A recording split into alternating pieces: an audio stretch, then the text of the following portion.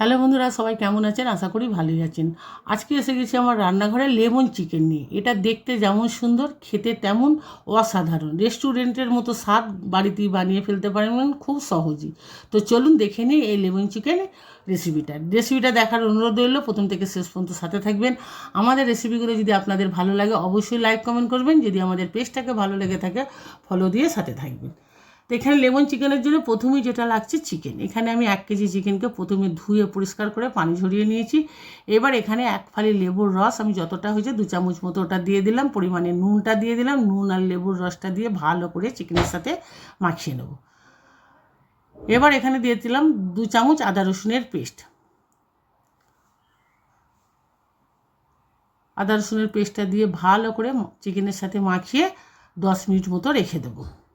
এবার কড়া বসিয়ে দিলাম। কড়ার মধ্যে বেশ খানিকটা সাদা তেল দিলাম। 4টে ছোটো এলাচ দিলাম। 6টা-7টা মতো লং দিয়ে দিলাম। একটা পেপার লং দিয়ে দিলাম। দিয়েই ওর মধ্যে দিয়ে দেবো মেখে রাখা চিকেনগুলো। পেপার লংটা যে কোনো মুদিখানা দোকানে পেয়ে যাবেন। এটা দিলে একদম রেস্টুরেন্টের মতো স্বাদ হয়ে যাবে। এর স্বাদটা আরও দ্বিগুণ বাড়িয়ে দেয় এই পেপার লংটা দিলে। এক কেজি মাংসের জন্য 1 পিস যথেষ্ট। চিকেনটা ভালো করে তেলের সাথে নাড়াচাড়া করে মিডিয়াম আঁচে ভাজতে থাকবো। ততক্ষণ একটা মশলা রেডি করে নেবো। 1 কেজি চিকেনের জন্য এখানে আমি 200 গ্রাম টক দই নিয়েছি। ছোটো চামচের 1 চামচ গোলমরিচ গুঁড়ো, 4টে কাঁচা লঙ্কার পেস্ট, অল্প পরিমাণ 1 চিমটি নুন দিয়ে দিলাম। দিয়ে ভালো করে দইটাকে ফেটে নেব। দইটা ভালো করে ফাটানো হয়ে গেছে। এদিকে চিকেনটাও সুন্দর একটা ভাজা হয়ে গেছে, কালারটা চেঞ্জ হয়ে গেছে, চিকেন থেকে পানিটাও বেরিয়ে গেছে, আর চিকেনটা সোনালি হালকা একটা কালার এসে গেছে। এবার গ্যাসের ফ্লেমটা লো করে আমি দইটাকে ঢেলে দিলাম। একদম লো আঁচে 7 থেকে 8 মিনিট চিকেনটাকে আমি রান্না করব দইটা দিয়ে। ভালো করে দইটাকে চিকেনের সাথে মাখিয়ে নিচ্ছি। প্রায় 8-9 মিনিট মতো রান্না হয়েছে।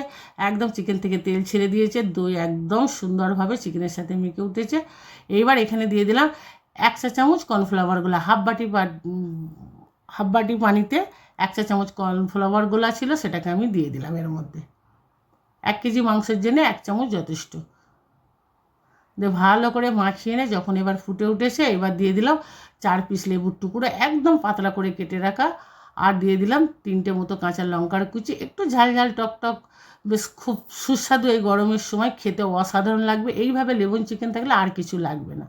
আর দিয়ে দিলাম এখানে কিছুটা ধনেপাতা কুচি।